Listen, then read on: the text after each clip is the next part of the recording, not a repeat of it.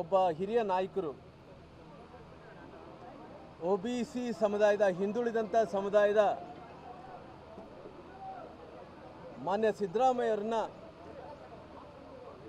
CM ಸ್ಥಾನದಿಂದ Congress party ಕೆಳಗೆ ಇಳಿಸಿದ್ದಾರೆ.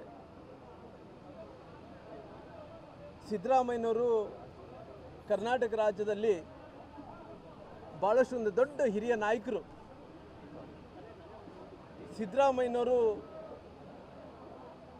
ಕಳೆದ 7-8 ವರ್ಷಗಳಿಂದ ಮುಖ್ಯಮಂತ್ರಿಗಳಾಗಿ ಅವರು ಕೆಲಸ ಮಾಡಿದರೋ ಕೆಲಸ ಮಾಡಿಲ್ಲನೋ ಅದ್ರ ಬಗ್ಗೆ ನಾನು ಚರ್ಚೆ ಮಾಡೋಕ್ಕೆ ಹೋಗಲ್ಲ.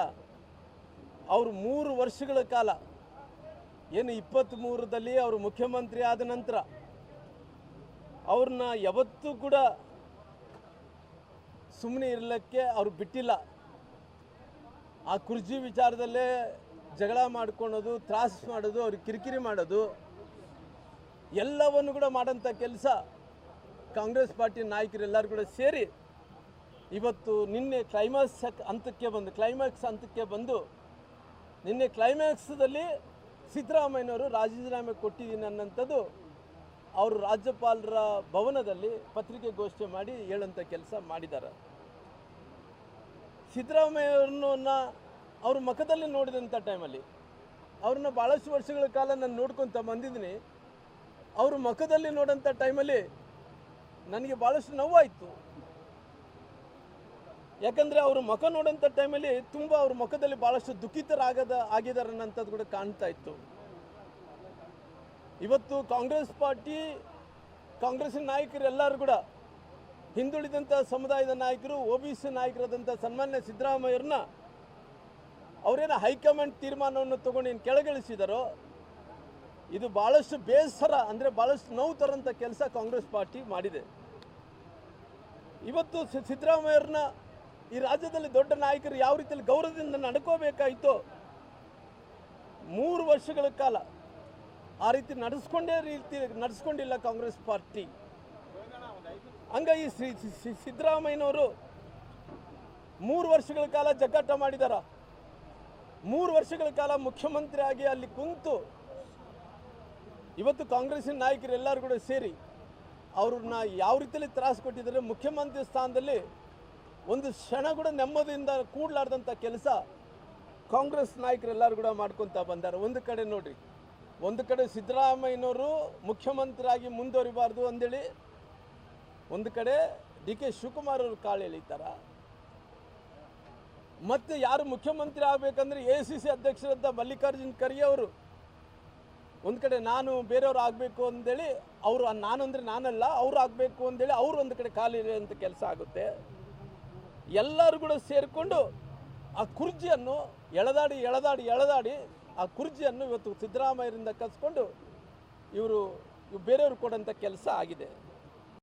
ಎಲ್ಲ ಕೂಡ ಎಳೆದಾಡ ಮೇಲೆ ಇನ್ನು ಆ ಕುರ್ಜಿದ ಬೆಲೆಯನ್ನು ಉಳಿತು. ಎಲ್ಲ ಸಡ್ಲಾಗಿ ಎಲ್ಲವನ್ನು ಕೂಡ ಮಾಡಿ ಬ್ಯಾಲೆನ್ಸ್ ತಪ್ಪಿ ಇವತ್ತು ಶಿವಕುಮಾರ್ ಅವರು ಯಶಸ್ವಿ ಆಗಿದ್ದಾರೆ.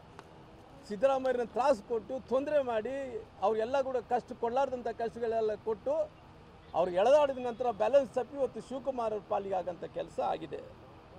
ಹಂಗಾಗಿ ಇವತ್ತು ನೋಡಿದಂಥ ಟೈಮಲ್ಲಿ ಇವತ್ತು ಸಿದ್ದರಾಮಯ್ಯವ್ರಿಗೆ ಅವ್ರ ಮನಸ್ಸಿನಲ್ಲಿ ಭಾಳಷ್ಟು ನೋವು ಆಗ್ತಾ ಇದೆ ಅಂತ ಮುಖದಲ್ಲಿ ಕಾಣ್ತಾ ಇದ್ದಾರೆ. ಈ ರಾಜ್ಯದಲ್ಲಿ ಭಾಳಷ್ಟು ದೊಡ್ಡ ಹಿಂಬಾಲಕರನ್ನು ಹೊಂದಿರುವಂಥ ಸಿದ್ದರಾಮಯ್ಯರು ಕೂಡ ಭಾಳಷ್ಟು ನೋವಾಗಿದೆ. ಅವ್ರ ಸಮುದಾಯದ ಜನರು ಕೂಡ ನೋವಾಗಿದೆ. ಅವರೇನು ಅಹಿಂದ ವರ್ಗದಿಂದ, ಕುರುಬ ಸಮುದಾಯದಿಂದ ಏನು ಅವರು ಹೊರೊಮ್ಮೆ ದೊಡ್ಡ ನಾಯಕರಾಗಿ ಇವತ್ತು ಮುಖ್ಯಮಂತ್ರಿಗಳಾಗಿ ಕೆಲಸ ಮಾಡಿದ್ರು, ಅವ್ರ ಹಿಂಬಾಲಕರು ನೋವಾಗಿದೆ, ಅವ್ರ ಸಮುದಾಯದ ಜನರು ಕೂಡ ನೋವಾಗಿದೆ.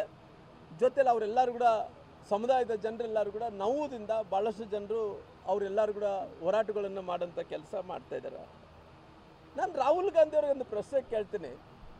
ರಾಹುಲ್ ಗಾಂಧಿ ಅವರೇ ತಾವು ಯಾವತ್ತೂ ಹೇಳಿದ್ರೆ ಕೂಡ OBC ನಾಯಕರು ಅಂದೇಳಿ ಯಾರನ್ನು ಪ್ರಶ್ನೆ ಮಾಡ್ತೀರಿ? ಪ್ರಧಾನಮಂತ್ರಿಗಳು ಪ್ರಶ್ನೆ ಮಾಡ್ತಿರ್ತಾನೆ ರಾಹುಲ್ ಗಾಂಧಿಯವರು. ರಾಹುಲ್ ಗಾಂಧಿಯವರು ಪ್ರಶ್ನೆ ಮಾಡೋದೇನೆಂದರೆ ಮೋದಿಯವ್ರ ಕ್ಯಾಬಿನೆಟಲ್ಲಿ ಎಷ್ಟು ಮಂದಿ OBCಗಳಿದ್ದಾರೆ, ಆ OBCಗಳು ಯಾರ್ಯಾರು ಇದ್ದಾರೆ ಅಂದೇಳಿ ನೋಡೋಂಥ ಕೆಲಸ ಮಾಡ್ತಾರೆ. ಅದ್ರ ಬಗ್ಗೆ ಹೇಳಿಕೆಗಳನ್ನು ಕೊಡೋಂಥ ಕೆಲಸ ಮಾಡ್ತಾನೆ. ನಂತರ ನೀವು ನೌಕರಿ ತೊಗೊಳ್ಳೋಂಥ ಟೈಮಲ್ಲಿ ಸೈನಿಕರಲ್ಲಿ ನಾವು ಏನೇನ ನೀವು OBCಗಳು ಎಷ್ಟು ಮಂದಿ ತೊಗೊಂಡಿರ ಅಂತ ಹೇಳ್ತಾರೆ. ಅದು ಯಾವುದೇ ವಿಚಾರವನ್ನು ನೋಡಿದಂಥ ಟೈಮಲ್ಲಿ ಕೂಡ ಒ ಬಿ ಸಿಗಳನ್ನು ಅಂತ ಹೇಳಂಥ ಮನುಷ್ಯ ಇವತ್ತು ದೇಶದಲ್ಲಿ ಇವತ್ತು ಕಾಂಗ್ರೆಸ್ ಪಾರ್ಟಿ ಎಷ್ಟು ಕಡೆ ಅಧಿಕಾರದಲ್ಲಿದೆ. ಆ ಅಧಿಕಾರದಲ್ಲಿದ್ದಂಥ ಒಬ್ಬೇ ಒಬ್ಬ ನಾಯಕ ಅಂದರೆ ಏಕಮಾತ್ರ ನಾಯಕ ಒ ಬಿ ಸಿ ನಾಯಕ ಸಿದ್ದರಾಮಯ್ಯನವ್ರನ್ನ ಇವತ್ತು ಕಾಂಗ್ರೆಸ್ ಪಾರ್ಟಿ ಮುಖ್ಯಮಂತ್ರಿ ಸ್ಥಾನದಿಂದ ಕೆಳಗಿಳಿಸಂಥ ಕೆಲಸವಾಗಿದೆ. ನಾನು ರಾಹುಲ್ ಗಾಂಧಿ ಅವರೇ ತಾವೇನು ಮಾಡ್ತಾ ಇದ್ದೀರಲ್ಲ, ಇಷ್ಟು ದಿನಗಳ ಕಾಲ ಒ ಬಿ ಸಿ ಎಂದು ಬಾಯಿ ಹೊಡ್ಕೊಂಡ್ರಲ್ಲ, ಇವತ್ತು ಏಕಮಾತ್ರ ನಾಯಕ ಕಾಂಗ್ರೆಸ್ ಪಾರ್ಟಿಯಲ್ಲಿ ಮತ್ತು ದೇಶಕ್ಕೆಲ್ಲ ಕಾಂಗ್ರೆಸ್ ಪಾರ್ಟಿಯಲ್ಲಿ ನಾಯಕರನ್ನು ಇವತ್ತು ಕೆಳಗಿಳಿಸಂಥ ಕೆಲಸ ತಾವೆಲ್ಲರೂ ಕೂಡ ಮಾಡಿದ್ರಿ. ಇವತ್ತು ಇದ್ರ ಬಗ್ಗೆ ಕಾಂಗ್ರೆಸ್ ಪಾರ್ಟಿ ಈ ವಿಚಾರದ ಬಗ್ಗೆ ಏನು ಹೇಳ್ತದೆ ಅನ್ನೋಂಥದ್ದು ಸಿದ್ದರಾಮಯ್ಯರನ್ನ ಇವತ್ತು ಕೆಳಗಿಳಿಸಂತ ಏನು ಕೆಲಸ ಮಾಡಿದ್ದಾನೆ ಅದ್ರ ಬಗ್ಗೆ ಉತ್ತರವನ್ನು ಕೊಡಬೇಕಾಗಿದೆ. ಅದಕ್ಕೋಸ್ಕರವಾಗಿ ಇವತ್ತು ಡಿ ಕೆ ಶಿವಕುಮಾರ್ ಅವರು ಡೆಲ್ಲಿಗೆ ಹೋಗ್ತಾ ಇದ್ದಾರೆ, ಇನ್ನೊಬ್ಬರ ಬೇರೆ ಕಡೆ ಹೋಗ್ತಾ ಇದ್ದಾರೆ, ಎಲ್ಲವನ್ನು ಕೂಡ ಮಾಡ್ಕೊಂಡು ಹೊಂಟಾರ. ಇದ್ರ ಬಗ್ಗೆ ರಾಹುಲ್ ಗಾಂಧಿ ಅವರು ಕೂಡ ಅದು ಉತ್ತರವನ್ನು ಕೊಡಬೇಕಾಗಿದೆ. ಇದೆಲ್ಲ ನೋಡಿದಂಥ ಟೈಮಲ್ಲಿ ಈ ರಾಜ್ಯದ ಜನರಂತೂ ನೋವಲ್ಲಿದ್ದಾರೆ. ಈ ರಾಜ್ಯದ ಜನರು ಎಷ್ಟು ನೋವಲ್ಲಿದ್ದಾರೆ ಅಂದರೆ, ಸರ್ಕಾರ ಇರೋದು ಮುಖ್ಯ ಅಲ್ಲ, ಈಗ ಸಿದ್ದರಾಮಯ್ಯರು ಬದಲಾವಣೆ ಆಗಿದ್ದಾರೆ ಅನ್ನೋಂಥ ನೋವು ಇದ್ದರೆ ಕೂಡ ಈ ಕಾಂಗ್ರೆಸ್ ಪಾರ್ಟಿನೇ ತೊಲಗಬೇಕು ಈ ರಾಜ್ಯದಿಂದ ಅನ್ನೋಂಥ ಸಂಕಲ್ಪವನ್ನು ಈ ರಾಜ್ಯದ ಜನರು ಮಾಡಿರೋ ಕಾರಣ ಮುಂದಿನ ದಿನಗಳಲ್ಲಿ 28ಕ್ಕೆ ಭಾರತೀಯ ಜನತಾ ಪಾರ್ಟಿ ಸರ್ಕಾರ ಬರುತ್ತೆ. ಖಂಡಿತವಾಗಿ ಮುಂದಿನ ದಿನಗಳಲ್ಲಿ ಈ ರಾಜ್ಯದ ಜನರಿಗೆ ಯಾವ ರೀತಿಯಲ್ಲಿ ಸುರಕ್ಷಿತವಾಗಿ ಯಾವ ರೀತಿಯಲ್ಲಿ ಏನು ಮಾಡ್ಕೊಂಡು ಹೋಗ್ಬೇಕು ಅವೆಲ್ಲ ಕೂಡ ಭಾರತೀಯ ಜನತಾ ಪಾರ್ಟಿ ಮಾಡ್ಕೊಂಡಂಥ ಕೆಲಸ ಮಾಡ್ತಿದೆ. ಇವತ್ತು ಸಿದ್ದರಾಮಯ್ಯವ್ರನ್ನ ಒ ಬಿ ಸಿ ನಾಯಕರ ಕೆಳಗಿಳಿಸಿ ಭಾಳ ದೊಡ್ಡ ತಪ್ಪನ್ನು ಮಾಡೋಂಥ ಕೆಲಸ ಕಾಂಗ್ರೆಸ್ ಪಾರ್ಟಿ ಮಾಡಿದೆ. ಇವತ್ತು ಸಿದ್ದರಾಮಯ್ಯರಿಗೆ ನೋವು ತರೋಂಥ ಕೆಲಸ, ಅವರ ಅಭಿಮಾನಿಗಳಿಗೆ ನೋವು ತರೋಂಥ ಕೆಲಸ, ಅವ್ರ ಸಮುದಾಯಕ್ಕೆ ನೋವು ತರೋಂಥ ಕೆಲಸ ಕಾಂಗ್ರೆಸ್ ಪಾರ್ಟಿ ಮಾಡ್ಕೊತ ಬಂದಿದೆ. ಬಳ್ಳಾರಿ ಜಿಲ್ಲೆಯಲ್ಲಿ ನಾನು ಸುರೇಶ್ ಬಾಬು ಅವರು ಹೇಳ್ತಾ ಇದ್ರು, ನಮ್ಮ ಗೋವಿಂದರಾಜುಲವರು ಹೇಳ್ತಾ ಇದ್ರು, ಬಹುಶಃ ಇಡೀ ಕರ್ನಾಟಕದಲ್ಲಿ ಕಲ್ಯಾಣ ಕರ್ನಾಟಕ ಭಾಗದಲ್ಲಿ ಸಿದ್ದರಾಮಯ್ಯವ್ರಿಂದನೇ ಎಲ್ಲ ಶಾಸಕರು ಗೆದ್ದಿರೋಂಥದ್ದು ನಮ್ಮ ಜಿಲ್ಲೆಯಲ್ಲಿ. ಬಹುಶಃ ಸಿದ್ದರಾಮಯ್ಯರು ತೆಗೆದ್ರೆ ಕಾಂಗ್ರೆಸ್ ಪಾರ್ಟಿ ಏನಿಲ್ಲ. ಇವತ್ತು ಸಿದ್ದರಾಮಯ್ಯದಿಂದ ಕಾಂಗ್ರೆಸ್ ಪಾರ್ಟಿಯಿಂದ ಸಿದ್ದರಾಮಯ್ಯರಂದ್ರಿಗಿನ ಕಾಂಗ್ರೆಸ್ ಪಾರ್ಟಿಗೆ ಸಿದ್ದರಾಮಯ್ಯರಿಂದ ಕಾಂಗ್ರೆಸ್ ಪಾರ್ಟಿ ಆಗಲಿ, ಕಾಂಗ್ರೆಸ್ಸಿಂದ ಸಿದ್ದರಾಮಯ್ಯರನ್ನಲ್ಲ.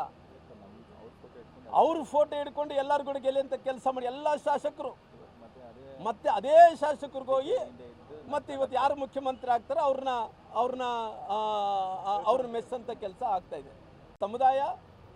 ಹಿಂದುಳಿದ ಸಮುದಾಯಗಳು ಎಲ್ಲರೂ ಕೂಡ ಸೇರಿ ಕಾಂಗ್ರೆಸ್ ಪಾರ್ಟಿಯನ್ನು ಮಣ್ಣು ಮುಗಿಸಂಥ ಕೆಲಸ ಮಾಡ್ತಾರೆ. ಬಳ್ಳಾರಿ ಜಿಲ್ಲೆಯಲ್ಲಿ ಶಾಸಕರಲ್ಲ ನೋಡ್ರಿ, ಯಡಿಯೂರಪ್ಪ ರಾಜೀನಾಮೆ ಕೊಡುವಂಥ ವಿಚಾರ ಡಿಫ್ರೆಂಟ್. ಯಾಕೆ ಡಿಫ್ರೆಂಟ್ ಅಂತೀನಂದರೆ, ಯಡಿಯೂರಪ್ಪ ಅವರು ಅಧಿಕಾರದಲ್ಲಿದ್ದಂಥ ಟೈಮಲ್ಲಿ ಇನ್ನೊಬ್ಬ ನಾಯಕರನ್ನ ಸೃಷ್ಟಿ ಮಾಡಬೇಕು, ಇನ್ನೊಬ್ಬ ನಾಯಕರಿಗೆ ಅಧಿಕಾರವನ್ನು ಹಸ್ತಾಂತರ ಮಾಡಬೇಕು ಅಂತೇಳಿ ಅವರು ಅವತ್ತಿನ ಗಟ್ಟಿ ಇರೋಂಥ ಟೈಮಲ್ಲೇ ಯಡಿಯೂರಪ್ಪ ಅವರು ಬಿಟ್ಕೊಟ್ಟು ಹೋದರು. ಆದರೆ ಇವತ್ತು ಸಿದ್ದರಾಮಯ್ಯರದ ಪರಿಸ್ಥಿತಿ ಏನಂದ್ರಿಗಿನ ಆ ಕುರುಜನ ಎಳ್ಕೊಂಡ್ಬಿಟ್ಟಾರ. ಬಲವಂತವಾಗಿ ಮುಖ್ಯಮಂತ್ರಿಗಳ ಸ್ಥಾನವನ್ನು ಬಲವಂತವಾಗಿ ಎಳ್ಕೊಂಡು ಅವ್ರನ್ನ ರಾಜೀನಾಮೆ ಕೊಡೋಂಥ ಕೆಲಸ ಅವ್ರು ಮಾಡಿದ್ದಾರೆ.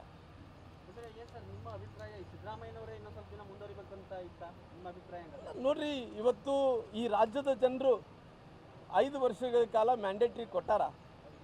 ಅವರು ಮುಖ್ಯಮಂತ್ರಿ ಆಗಬೇಕನ್ನೋಂಥ ಕಾರಣದಿಂದ 131 ಸ್ಥಾನಗಳು ಗೆಲ್ಲಿಸ್ಯಾರ. ನಮ್ಮ ಬಳ್ಳಾರಿ ಜಿಲ್ಲೆ, ರಾಯಚೂರು ಜಿಲ್ಲೆ, ಕೊಪ್ಪಳ ಜಿಲ್ಲೆ ಇವತ್ತು 41-45 ವಿಧಾನಸಭಾ ಕ್ಷೇತ್ರದಲ್ಲಿ ಕೂಡ ಇವತ್ತು ಅವ್ರ ಮುಖ ನೋಡಿಕೊಂಡೇ ಎಲ್ಲರನ್ನು ಕೂಡ ಗೆಲ್ಲಿಸೋಂಥ ಕೆಲಸ ಮಾಡಿದ್ದಾರೆ. ಇವತ್ತು ಮಧ್ಯದಲ್ಲಿ ಏನು ಅವ್ರಿಗೆ ನೋವು ಮಾಡಿ ಏನೋ ಅಧಿಕಾರವನ್ನು ಕಸ್ಕೊಂಡಾದರೂ ಮುಂದಕ್ಕೆ ಕಾಂಗ್ರೆಸ್ ಪಾರ್ಟಿ ಪಕ್ಷತಾಪ ಪಡುವಂಥ ಕೆಲಸ ಆಗ್ತದೆ. ರಾಜ್ಯದಲ್ಲಿ ಇವತ್ತು ಎಲ್ಲವನ್ನು ಕೂಡ ಸರಿ ಇಲ್ಲ. ಇವತ್ತು ಸಿದ್ದರಾಮಯ್ಯರನ್ನ ಏನು ಮುಖ್ಯಮಂತ್ರಿ ಸ್ಥಾನದಿಂದ ಅವ್ರು ಏನು ಕೆಳಗಿಳಿಸಿದಾರೋ ಅದ್ರ ಏನು ಇವತ್ತು ಪಶ್ಚಾತ್ತಾಪವನ್ನು ಪಡಬೇಕಾಗಿತ್ತನೋ ಆ ಪಶ್ಚಾತ್ತಾಪವನ್ನು ಕಾಂಗ್ರೆಸ್ ಪಾರ್ಟಿ ಪಡೆಯುವಂಥ ಕೆಲಸ ಮಾಡ್ತದೆ. ನೋಡ್ರಿ ನಾನು ರಾಜಕೀಯವಾಗಿ ಕೆಲವೊಂದು ವೈಯಕ್ತಿಕ ಸಂಬಂಧಗಳ ಬಗ್ಗೆ ಇಲ್ಲಿ ಜೋಡಿಸೋಕೆ ಹೋಗಲ್ಲ. ನಾನು ರಾಜಕಾರಣ ಬಂದಂಥ ಟೈಮಲ್ಲಿ ರಾಹುಲ್ ಗಾಂಧಿಯವರು ಯಾವತ್ತೂ ಕೂಡ ಒ ಬಿ ಸಿಗಳ ಬಗ್ಗೆ, ಸಿದ್ದರಾಮಯ್ಯರ ಬಗ್ಗೆ ಭಾಳಷ್ಟು ಹೊಗಳಿ ಮಾತಾಡ್ತಿದ್ರು. ಏನು ಇವತ್ತು ಮೋದಿಜಿಯವ್ರ ಕ್ಯಾಬಿನೆಟಲ್ಲಿ ಕೂಡ ಎಷ್ಟು ಮಂದಿ ಒ ಬಿ ಸಿಗಳು ಇದ್ದಾರೆ ಅನ್ನೋಂಥದ್ದು ನೋಡ್ತಿದ್ರು. ನೌಕರಿದಲ್ಲಿ, ಸೈನಿಕರಲ್ಲಿ ಯಾವುದೇ ಅಪಾಯಿಂಟ್ಮೆಂಟ್ಗಳಾದಂಥ ಟೈಮಲ್ಲಿ ಎಷ್ಟು ಮಂದಿ ಒ ಬಿ ಸಿಗಳು ಇರಬೇಕಂತ ನೋಡ್ತಾಯಿದ್ರು. ಇವತ್ತು ದೇಶದಲ್ಲಿ ಇವತ್ತು ಕಾಂಗ್ರೆಸ್ ಪಾರ್ಟಿಯಲ್ಲಿದ್ದಂಥ ಇವತ್ತು ಎಲ್ಲ ಅಧಿಕಾರದಲ್ಲಿದ್ದಂಥ ಪಾರ್ಟಿ ನೋಡಿದಂಥ ಟೈಮಲ್ಲಿ ಒಬ್ಬೇ ಒಬ್ಬ ನಾಯಕ ಹಿಂದುಳಿದಂಥ ಸಮುದಾಯದ ನಾಯಕ ಸಿದ್ದರಾಮಯ್ಯನವರು. ಆ ಸಿದ್ದರಾಮಯ್ಯರನ್ನ ಏನು ಇಳಿಸಂಥ ಕೆಲಸ ಏನು ಮಾಡಿದಾರೋ ಅವ್ರ ಮುಖದಲ್ಲಿ ಭಾಳಷ್ಟು ನೋವು ಕಾಣ್ತಾ ಇದೆ.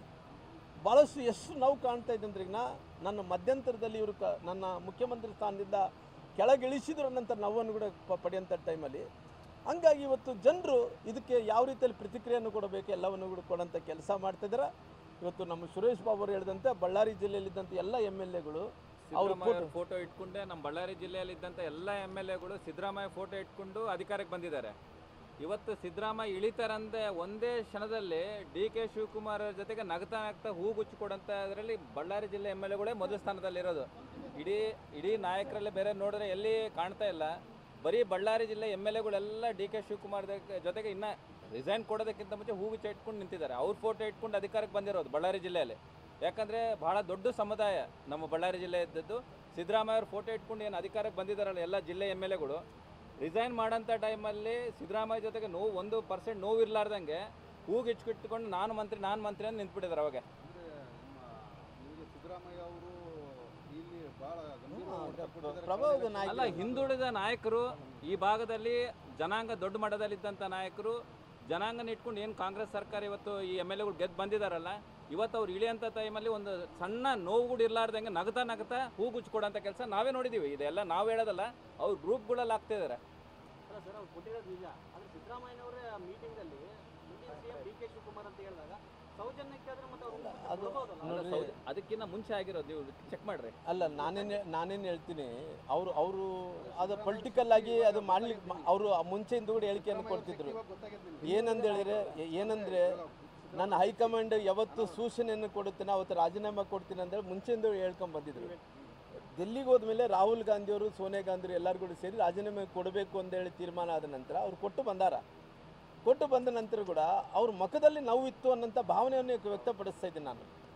ಇವತ್ತು ಸುರೇಶ್ ಬಾಬು ಅವರು ಸೋತಾರ ಅಂದರೆ ನಾನು ಸೋತಿದ್ವಿ ಅಂದರೆ BJP ಸೋತಿದ್ದೆ ಅಂದರೆ ಕೂಡ ಈ ಸಮುದಾಯ ಏನು ಕುರುಬ ಸಮುದಾಯ ಏನಿತ್ತನೋ ದೊಡ್ಡ ಸಂಖ್ಯೆ ಇವತ್ತು ಕಾಂಗ್ರೆಸ್ಸರು ಗೆಲ್ಲಲಿಕ್ಕೆ ಕಾರಣ ಏನು?